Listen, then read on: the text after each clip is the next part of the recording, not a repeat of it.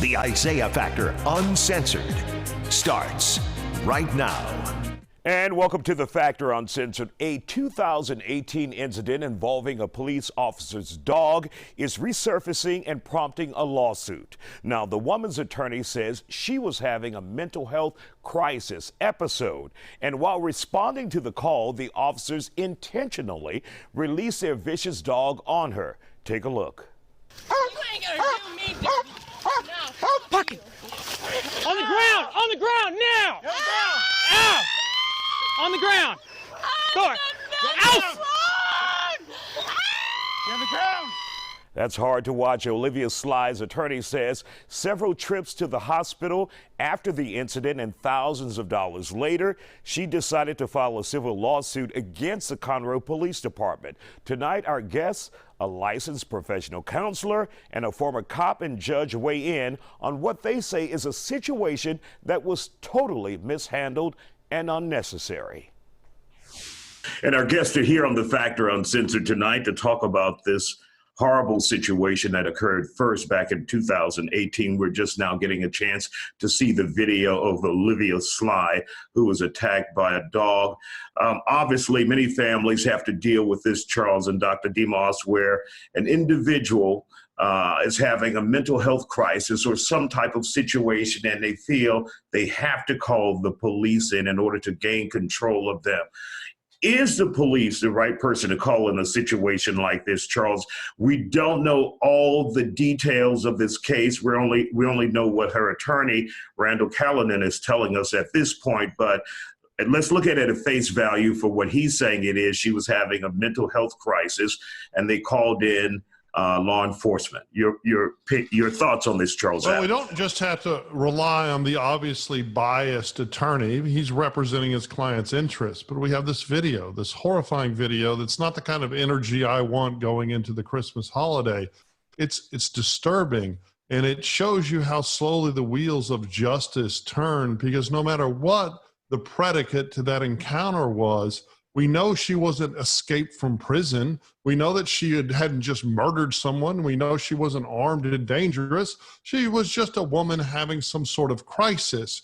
And when an officer grabbed her, there was no indication that the officer had any legal authority to grab her and that she didn't feel like being grabbed. And then they sicked that dog. And I watched the whole video you sent me, Isaiah, because you asked me to do this segment, and I feel like it was my obligation, but it was hard to watch. And it was disgusting. And all the two officers should be fired. They should be indicted. They should be charged. The officer that saw the other officer allowing that dog to attack her should have either shot the dog or dove in between them. Public servants mean public service. And I'm not one of those former officers that's going to take a milquetoast stance because it was just the police. It was disgusting. I am disturbed. And damn it, if Conroe doesn't do something, if Montgomery County doesn't do something, there is a lot of shame and blood on their hands, and that woman deserves a whole lot of money. Dr. Glenda Demos, your opinion on this. You recently did a ride-along with the Houston Police Department to deal with mental health issues and crisis. Your thoughts on seeing this brutal video? You know, it's extremely disturbing, may I add, because we do, throughout the city of Houston, they have crisis intervention training that's provided to Houston Police Department. And to see that a attack dog was released in a mental health crisis, I think that it just speaks to the lack of training and the lack of knowledge and education that they have surrounding the topic of mental health. There is no place for an attack dog in a setting where there's a mental health crisis.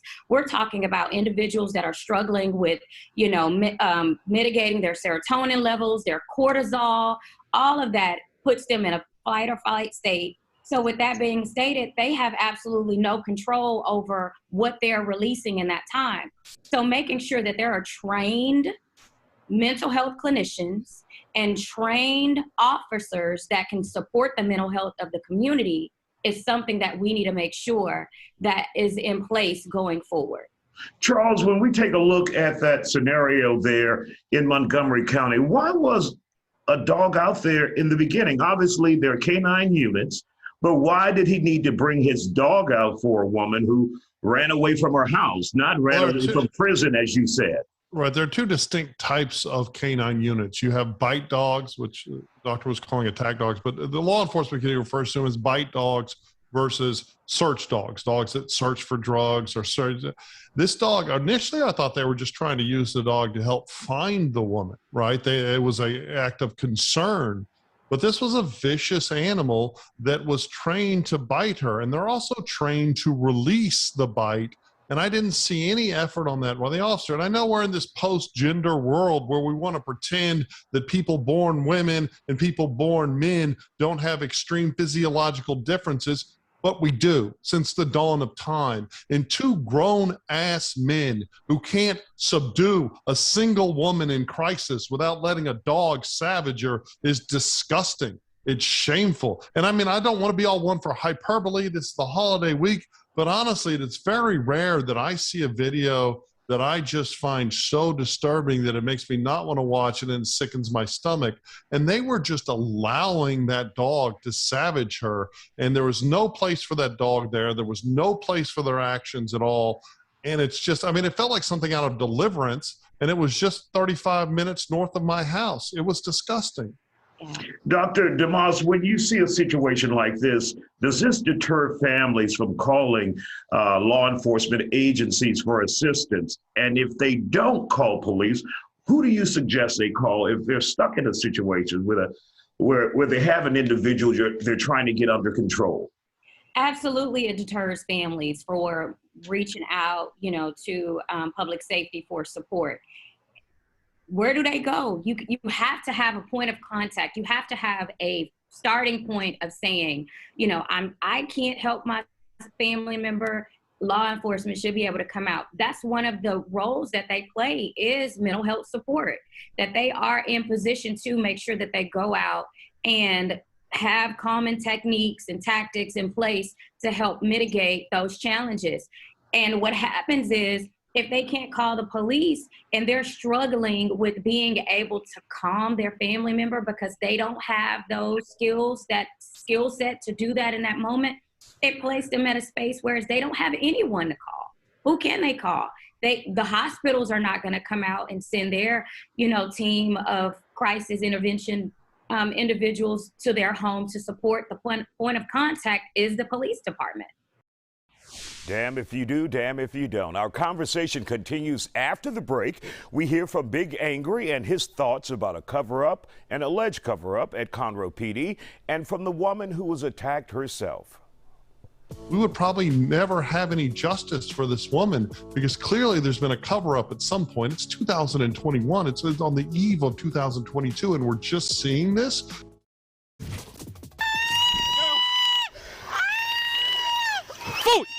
Kind of caused me a little more mental health issues. It actually made them worse, not better. And my main thing is just that I hope that they can train their police officers better for mental health calls. No one should come out and treat someone with a mental illness or disability as a criminal. Just so sad. Welcome back. You just heard from Olivia Sly.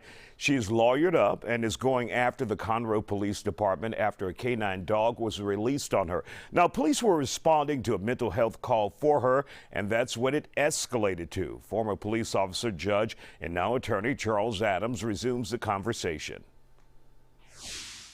When we see police respond like this, what is the problem? What is the problem that you see there? A lack of temperament, a lack of understanding, a lack of patience by these officers? What did you see? Well, obviously, those officers didn't see her as a human being, right? And it's the detachment.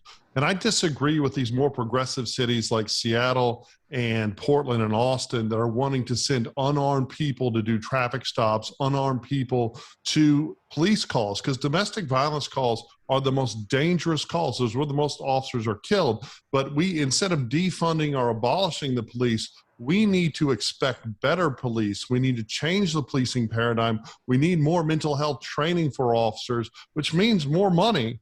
But we also need to start firing officers. We need to start indicting officers when they do stuff like this. And this is what I always say, Isaiah. You've heard me say it a million times. Cameras protect good people from bad cops, and they protect good cops from bad people. And here, but for this video, we would probably never have any justice for this woman, because clearly there's been a cover-up at some point. It's 2021. It's on the eve of 2022, and we're just seeing this. We also need more transparency. And when officers realize, the bad officers, which I'm not talking about all police by any means, but when the bad officers realize there will be a consequence for conduct like this, and you need to recognize the humanity of people, especially non-criminals, right? This woman, what was she doing wrong other than being upset? It's something we have to change across the board in America, and it's time to step forward and do it and demand those changes.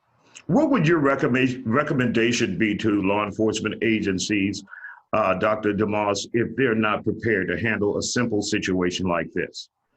So one of the things that we need to make sure that we roll out is mental health clinicians providing the support that's needed when there is a call of such. When officers are not trained and they are not, in position to handle it because they lack the education needed or they haven't had the actual training, a bank of mental health clinicians that are readily available to support them is exactly what's needed.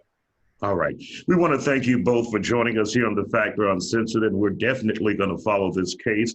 It's just heartbreaking to see a woman attacked like that by a dog and the officers just stand around doing nothing. But I'm sure she will get her justice in some form or fashion with this federal lawsuit that her attorney has filed. Thank you all both for joining us here on The Factor Uncensored today.